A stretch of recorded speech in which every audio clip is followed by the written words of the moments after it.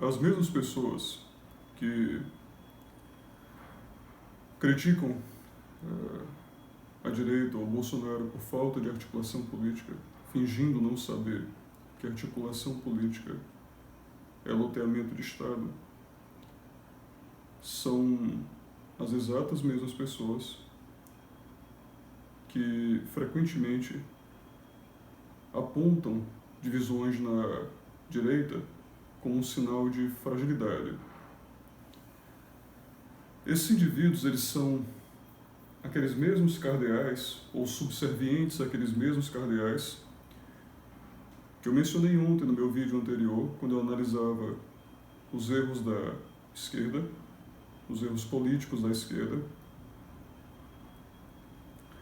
E eu argumentava que este dogma em torno de uma encarnação do que seja a vontade da esquerda, no caso da esquerda, foi justamente um erro grosseiro que proscreveu qualquer capacidade sucessória e extraviou longevidade,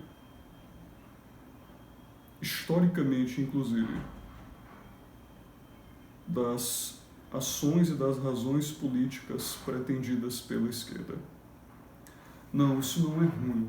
Essa contestação, inclusive constante, independente de se dizer, a maior parte, talvez, mesmo que a maior parte da direita diga que os contestadores de Bolsonaro são oportunistas, etc., isso faz parte do debate. Sejam eles hiperbolicamente parasitas ou parasitas comuns, né, com respeito aos parasitas. O que interessa é que essa contestação constantemente ratifica mérito. Ao contrário, nunca o sujeito se pode sob a nuvem, não é, a sombra de dúvida da realidade de fato para a sua dominância. Ela não é apenas algo por fachada, ela é de fato, constantemente adquirida a sangue e suor. A sangue e suor. Isso é fundamental. Isso é fundamental. Gera respeito dos adversários e consolidação reflexiva por parte de toda a estrutura em torno do indivíduo, porque lhe é observado o mérito político na liderança. Isso é fundamental. Ao contrário da situação preguiçosa, dogmática, de alguém inquestionável, que se sabe, se suspeita, inclusive a suspeita é suficiente, de que sob escrutínio não se sustentaria minimamente, como talvez seja o caso agora de Joe Biden, no Partido Democrata, no partido da esquerda norte-americana, que reúne a maior parte da esquerda norte-americana, poder-se descrever assim, em alguma medida.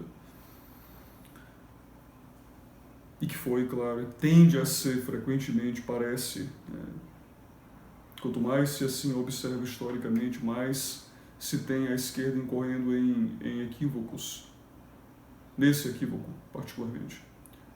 Isso protege o Bolsonaro, não o aflige. É interessante que ele não seja gratuitamente uma unanimidade. É interessante que ele seja diariamente testado sob sangue e suor a garantizar a legitimidade através da preponderância política de sua liderança no movimento o qual ele representa. Isso faz a proximidade entre representação, entre representante e representado. Isso faz a proximidade, isso gera a unção do procedimento, matar ou morrer. Ou o representado sente a faca no pescoço e é distante de um tiranete pseudo-representante que lhe projeta esta pseudo-representação, em verdade, se arrogando violência autoritária sobre ele, ou então é o representante que se sente constantemente necessitado com toda a sua intensidade política,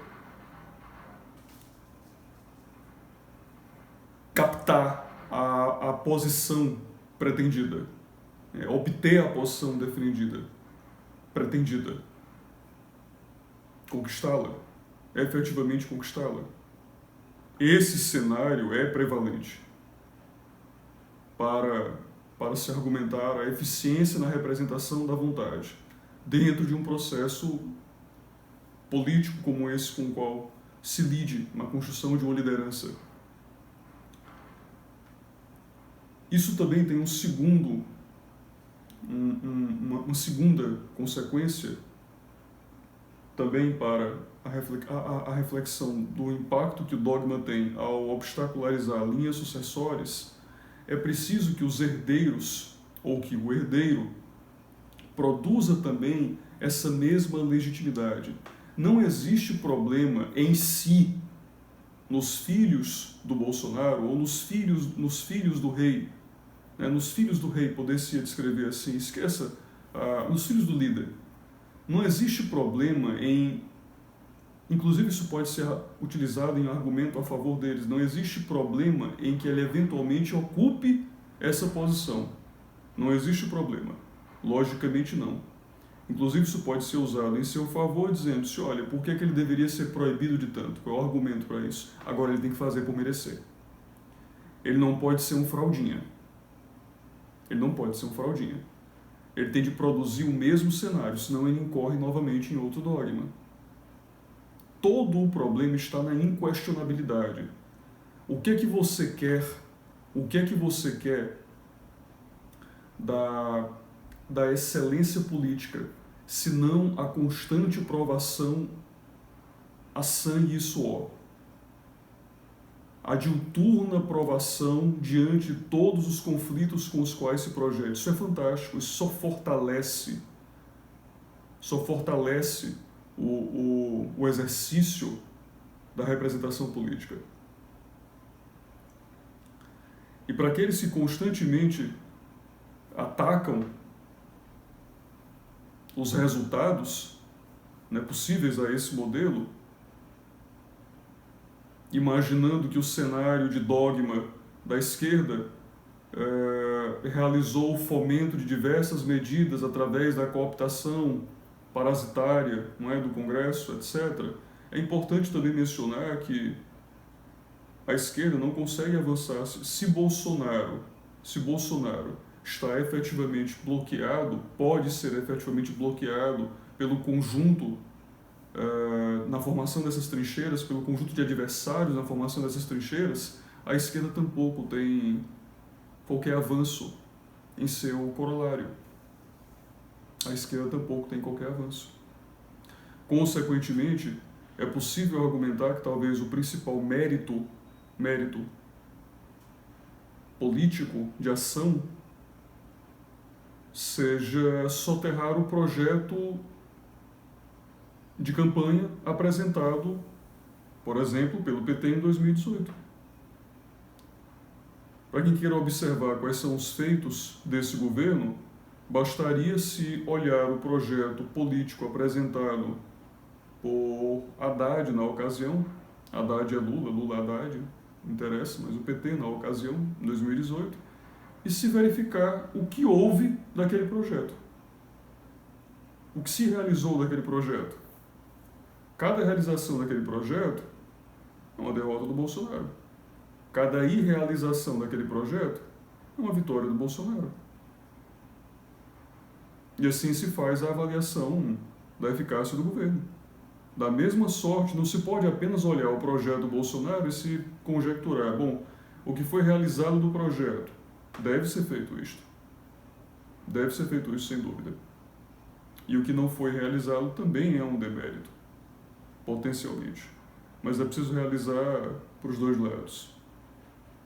E aí você tem uma clareza maior da eficácia que existe em se submeter a política ao invés de uma preguiça apática, de uma preguiça dogmática, há uma inquestionabilidade leniente. Ao invés disso, você tem uma situação visceral de conflito, constante